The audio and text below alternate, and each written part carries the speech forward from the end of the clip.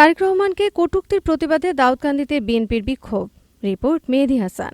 বিএনপির ভারপ্রাপ্ত চেয়ারম্যান তারেক রহমানের বিরুদ্ধে কটূক্তিমূলক বক্তব্য এবং ষড়যন্ত্রমূলকভাবে দেশকে অস্থিতিশীল করার প্রতিবাদে কুমিল্লার দাউদকান্দিতে বিক্ষোভ মিছিল ও সমাবেশ অনুষ্ঠিত হয়েছে।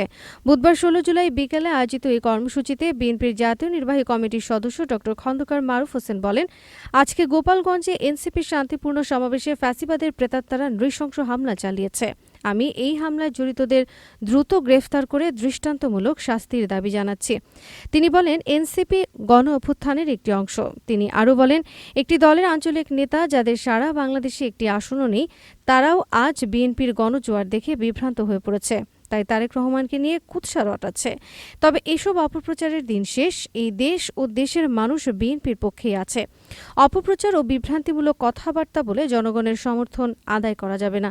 বক্তব্য শেষে ড খন্দকার মারুফ হোসেনের নেতৃত্বে একটি বিক্ষোভ মিছিল বের হয়। মিছিলটি পৌরবাজার করে ঢাকা চট্টগ্রাম মহাসড়কের বিশ্বরোড মুক্তিযুদ্ধ স্মৃতিস্তম্ভে এসে শেষ হয়।